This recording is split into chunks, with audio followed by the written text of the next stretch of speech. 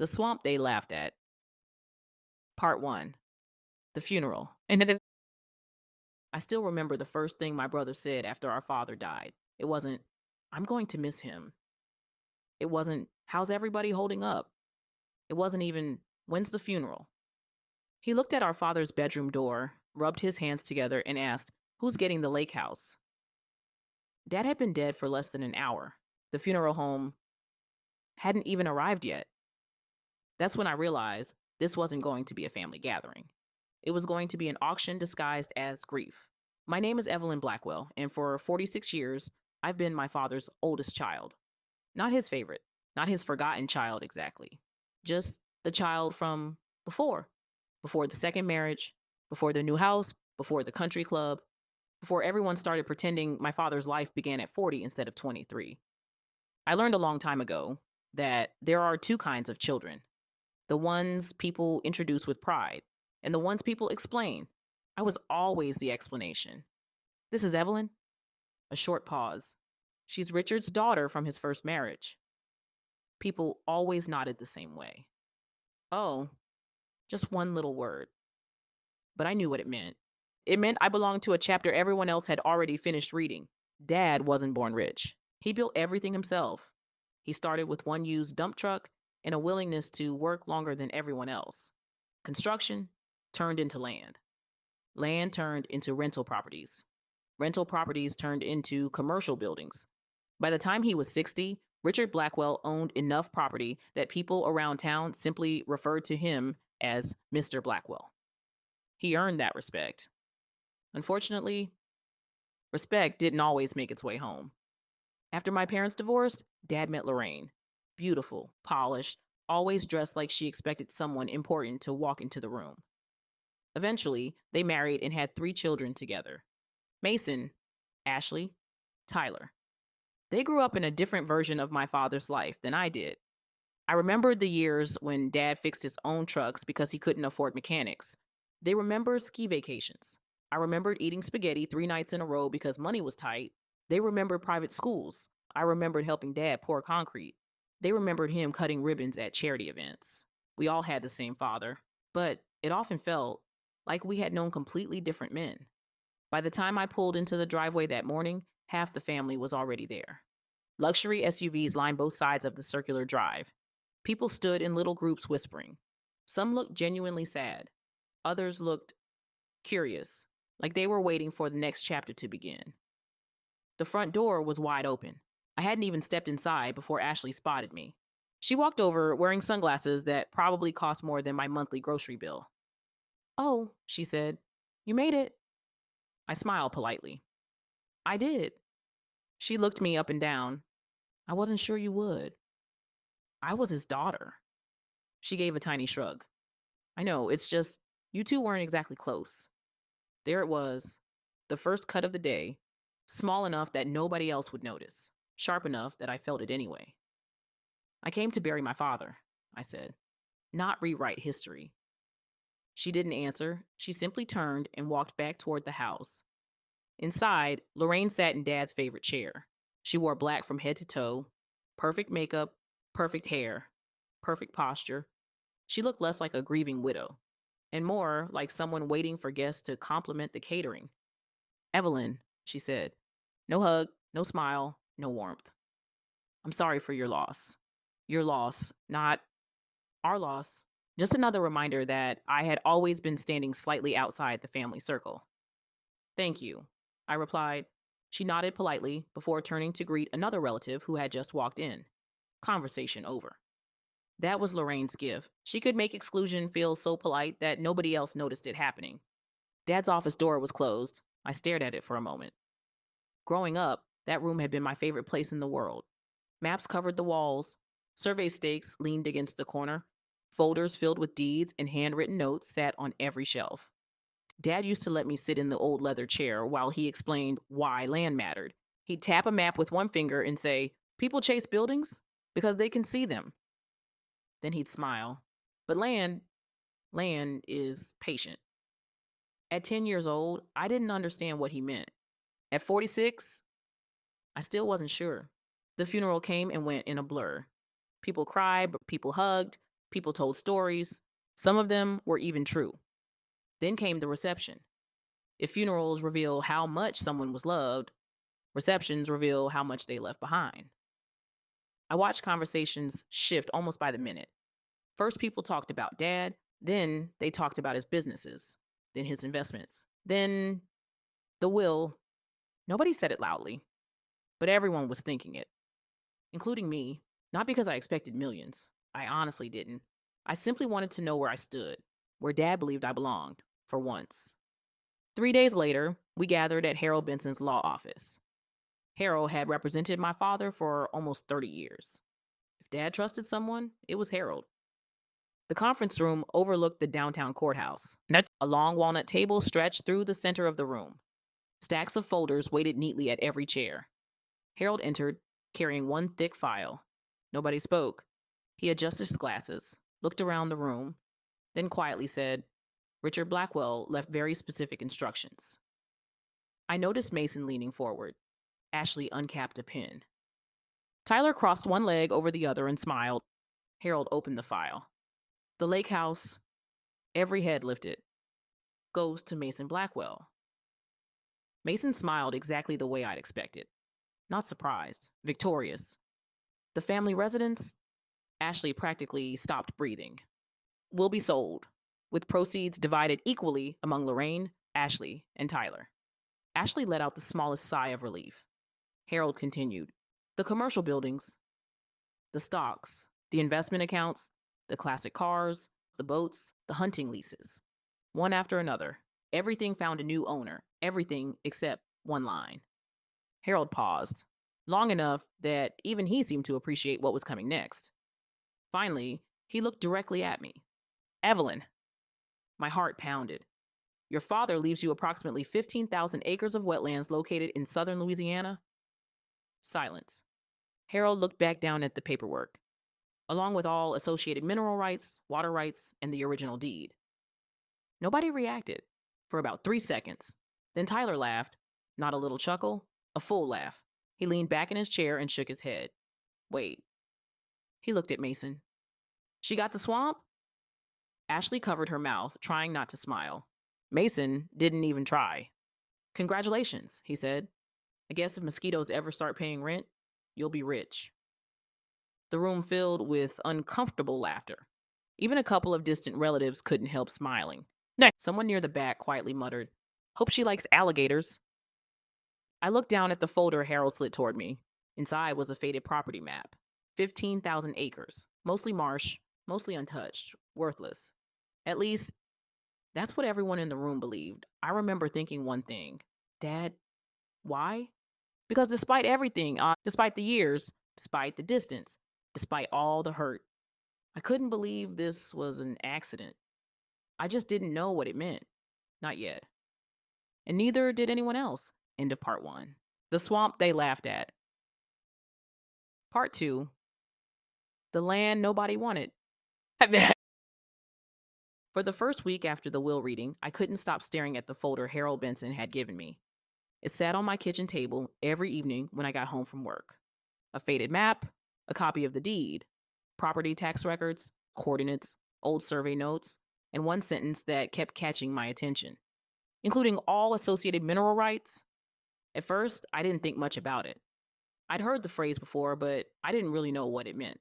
I figured it was just standard legal language, one more line buried in a stack of paperwork. Besides, I had more immediate problems. My father was gone. My family had made it painfully clear that I was an afterthought. And now I owned 15,000 acres of land I'd never even seen. If someone had asked me that week what I planned to do with it, I would have answered without hesitation: sell it. 3 days later, Mason called. I almost didn't answer. We'd never been especially close, and after everything that happened at Harold's office, I wasn't in the mood for another conversation. Still, he was my brother, at least by blood. "Hey, Ev." He hadn't called me Ev since we were teenagers. Whenever people suddenly become friendly, I pay attention. "What's up?" "I've been thinking about that swamp." "I figured someone had to." He laughed. "I'm serious." "So am I." There was a pause. "You know, I could help you get rid of it. Get rid of it? Yeah, nobody wants to fool with wetlands. I'll take it off your hands. I smiled to myself. That was generous. About as generous as offering to carry someone else's trash to the curb. What are you offering? I don't know. He dragged the words out. Maybe 50,000? I almost laughed. 15,000 acres. Even if the land wasn't valuable, I knew enough to realize $50,000 wouldn't buy a decent commercial lot in most cities. So, you think it's worth 50,000? It's a swamp, Evelyn. I'll think about it. Don't wait too long. Why not? Because eventually you'll have to keep paying taxes on it. He sounded almost concerned. Almost. After we hung up, I wrote one sentence on a sticky note and placed it inside the folder. If it's worthless, why does he want it? Over the next month, strange things started happening. The first letter came from a company in Houston. They wanted to discuss purchasing my Louisiana property. I tossed it aside. A week later, another letter arrived. Different company, same request. Then another, then another. One afternoon, my phone rang while I was eating lunch in the employee break room. Ms. Blackwell? Speaking. My name is Daniel Foster. I'm calling on behalf of Gulf Horizon Energy. I think you have the wrong number. I don't believe so. I've never done business with your company. No, ma'am. He spoke politely. But we'd like to discuss your property. My property? The wetlands in Louisiana. I leaned back in my chair. How did you get my number? It's public record once the deed transfers. I see.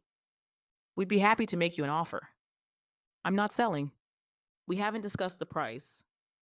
I'm still not selling. He hesitated. If you change your mind, I'll let you know. When I hung up, one of my coworkers looked over. Everything okay? I think so.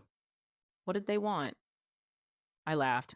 Apparently, someone wants to buy my mosquito farm. She laughed with me. At the time, it still seemed funny. A few days later, curiosity finally got the better of me. I called Harold. Have you got a minute? For you? Always. I have a question. I'm listening. Did my father ever mention why he kept that land? A long silence. I wondered when you'd ask. So, he never told me why. Really? He simply instructed me never to separate the land from its mineral rights. That phrase again. Mineral rights. There it is. What? Everyone keeps saying those words. Harold chuckled. Because they're important. Important how? I'm afraid that's a conversation for someone who specializes in land. You really don't know? I know your father was unusually stubborn about that property. Stubborn? Developers approached him. So I've heard. They made offers. He refused. Every single one. For 40 years? For 40 years. I looked out the window. 40 years. Most people don't keep a broken lawnmower for 40 years. Why would anyone keep a swamp? The following Saturday, I decided to see the property for myself. It took nearly 12 hours to drive from my home to southern Louisiana. The closer I got, the greener everything became. Roads narrowed. Cell service faded. Spanish moss hung from towering cypress trees. The air smelled different. Heavy. Warm. Ancient. I checked into a small motel outside the nearest town. When I mentioned the property at the front desk, the elderly clerk looked up. The Blackwell tract?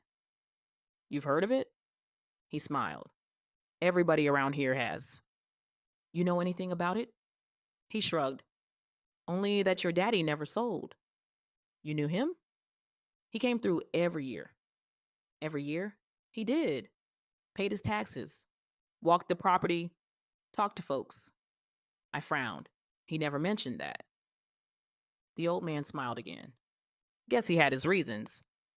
The next morning, I met a local surveyor named Carl. He'd worked in the area for decades. When he unfolded a map across the hood of his truck, I finally understood how massive the property really was. It stretches farther than most people realize. I've never seen it. I can tell. He pointed toward the horizon. Everything from here. His finger moved slowly across the map. To there. I blinked. All of that? He nodded. Your family owns more land than some towns. I stood speechless. Not because it looked valuable. It didn't. Water, grass, mud, trees, birds, more water. It was beautiful in its own way. But beautiful doesn't usually pay property taxes. I turned to Carl. Can I ask you something? Shoot. If this place is so ordinary, why does everyone keep trying to buy it? Carl looked at me for several seconds. Then he smiled. That's the right question. My heartbeat picked up. You know something? I know enough not to answer that. What does that mean? It means he folded the map carefully. If I were you, he looked straight into my eyes. I wouldn't sign a single piece of paper until I knew exactly what I owned. That afternoon, I drove deeper into the property alone. The gravel road eventually disappeared. I parked near a stand of cypress trees and stepped out into the humid air. The silence was unlike anything I'd ever experienced. No traffic, no city noise, just wind moving through the trees. I thought about my father, coming here every year, walking this land, keeping it, protecting it, never explaining why. For the first time since his funeral, I felt close to him. Not because of a photograph, not because of an old memory, because I was standing exactly where he had stood, looking at exactly what he had looked at, trying to understand what he understood. That's when I noticed it. Fresh tire tracks, not mine, someone else's. I followed them for several yards until they disappeared behind a cluster of trees. Then I saw something that definitely hadn't been there 40 years ago. A brand new metal stake driven into the ground, bright orange, with a small plastic flag fluttering in the breeze. Stamped into the side were 4 letters, GHE, the same initials that appeared on the business card from the man who had called me. Gulf Horizon Energy. I stared at that stake for a long moment. Then I looked around. There were more. One, then another, stretching across my land. Whoever had put them there clearly wasn't expecting me to show up. I pulled out my phone and started taking pictures. For the first time, I stopped wondering whether my swamp was valuable and started wondering what exactly had my father known that everyone else was trying so hard to keep from me. End of part 2. The swamp they laughed at. Part 3. What my father knew. I slept maybe 3 hours that night. Every time I closed my eyes, I saw those orange survey stakes. They weren't old. They weren't forgotten. Someone had put them there recently, on my property, without so much as a phone call. By sunrise, I was back in the motel lobby with a cup of coffee that tasted like it had been brewed sometime during the previous decade. The elderly clerk from the day before looked up from his newspaper. You look like somebody carrying too many questions. I found survey markers. He slowly folded his newspaper. Orange ones? I nodded. He didn't seem surprised. I figured it was only a matter of time. You knew they were out there? I knew folks had been poking around. For what? He looked toward the front window before answering. In a town this small, people hear things. What kind of things? He lowered his voice. Companies don't send landmen halfway across the country because they like looking at cypress trees. That sentence stayed with me all morning. The first call I made was to Harold Benson. He answered on the second ring. Evelyn, I found survey stakes on the property. Silence. Then, did you touch them? No. Good. They had Gulf Horizon Energy stamped on them. Another pause. When Harold finally spoke, his voice was different, calmer, more careful. I want you to do exactly what I'm about to tell you. I'm listening. Don't sign anything. I wasn't planning to. Don't agree to meetings. Okay. Don't discuss the land with anyone. Harold, he interrupted me. And whatever anyone offers you, he took a slow breath. It isn't enough. I frowned. You know something. I know your father hired some very expensive people over the years. What people? Geologists. That single word hit me like a gust of cold air. Geologists? Years ago. How many years? I honestly don't remember. What were they looking for? I never asked. You never asked? It wasn't my business. I couldn't help laughing. You're a lawyer. Everything is your business. He laughed softly. Not Richard Blackwell. By noon, I was sitting across from Carl, the surveyor, inside a small diner that overlooked the bayou. He stirred his coffee while I spread the property map across the table. I need answers. I figured. I found company markers. I know. You know. Came by last week. And they asked questions. What kind? Whether anybody had contacted the new owner. They knew Dad died. They probably knew before the obituary was printed. That thought bothered me more than I wanted to admit. Corporate patience wasn't the problem. Corporate preparation was. I pointed at the map. Tell me honestly, if you owned this land. I do own it. He smiled. Fair enough. Would you sell? Carl didn't answer immediately. Instead, he reached into his weathered leather briefcase and pulled out another map. This one looked newer, color coded, covered in lines and symbols I didn't understand. He tapped one section near the center of my property. You know what sits underneath here? No. So, do you know what sits underneath here? He moved his finger a few miles east. No. And here? Again, I shook my head. He folded his hands. Neither does anybody else. I blinked. What? People make assumptions. I don't understand. The companies have theories. Theories? They don't spend millions chasing certainty.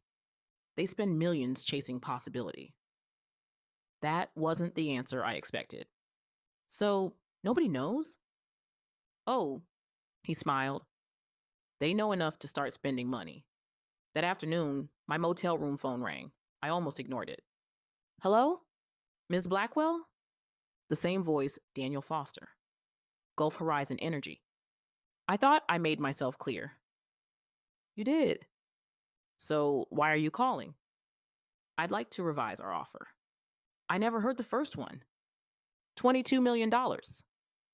I nearly dropped the receiver. For a moment, I honestly wondered if I'd misheard him. I'm sorry. I looked at the phone. Did you say 22 million? I did. My heart started pounding. $22 million for land everyone had laughed at, for a swamp. The room suddenly felt much smaller. I'll pass. His response came instantly. 30 million. I said nothing. Miss Blackwell? Still nothing. 35. I finally found my voice. Mr. Foster? Yes? You've never seen me. No. You don't know me. No. You offered me $35 million. Within 60 seconds. Yes. Hey. I stared out the motel window at the marsh stretching toward the horizon. Then I asked the only question that mattered. What aren't you telling me? The line went quiet. When he finally spoke, every word sounded carefully measured. We believe your property may have significant long-term potential. Potential for what? I'm not authorized to discuss exploratory findings. Exploratory findings, not rumors. Findings. Before I could ask another question, he added, our offer remains open for 72 hours. Then he hung up. I didn't move for nearly 10 minutes. $35 million. Most people would have called their lawyer. I called my father. At least, I tried to. His number was still saved in my phone. Without thinking, I pressed it. Straight to voicemail. His recorded voice filled the room. You've reached Richard Blackwell. Leave a message. I closed my eyes. Dad. My voice cracked. I don't understand. I laughed once, a sad little laugh. They laughed when Harold read the will. They laughed at your land. They laughed at me. I looked down at the deed. What did you know? I let the silence answer. I wish you were here. I ended the call without leaving the message. Some conversations are only meant for us. The next morning, Harold called before sunrise. I need you back home. Why? They filed paperwork. My stomach tightened. What paperwork? They've petitioned the state for exploratory access to neighboring properties. What does that have to do with mine? They can't drill yours without permission? I let out a slow breath. So I'm safe. For now. For now? Evelyn. His voice became serious. Your family knows. I felt my chest tighten. Knows what? They don't know everything. But they know someone offered you money. I closed my eyes. Mason. He called me. Of course he did. He wanted to know whether your father had left anything out of the will. I couldn't even pretend to be surprised. And I told him exactly what I told everyone else, which was Richard Blackwell's wishes were carried out exactly as written. Harold paused. Then your brother asked me one question. What question? Can the will still be challenged? By the time I pulled into my driveway the following evening, there was already a black luxury SUV parked outside my house. Mason leaned against it with his arms crossed. Ashley stood beside him. Tyler paced back and forth. The three of them looked less like siblings and more like business partners who had smelled money. I shut off my engine. Nobody waved. Nobody smiled. Mason stepped forward as I climbed out of my car. We need to talk. I locked the door behind me. I had a feeling you might. Ashley folded her arms. Why didn't you tell us? Tell you what? Tyler answered before anyone else could. That companies are offering you millions. I looked at each of them, one by one. The same people who had laughed, the same people who joked about mosquitoes, the same people who acted as though my inheritance was a punishment. Now they weren't laughing anymore. Now they wanted answers. And for the first time in my life, they were looking at me like I was the most important person in the family. I just wasn't sure whether they saw a sister or a fortune. End of part 3.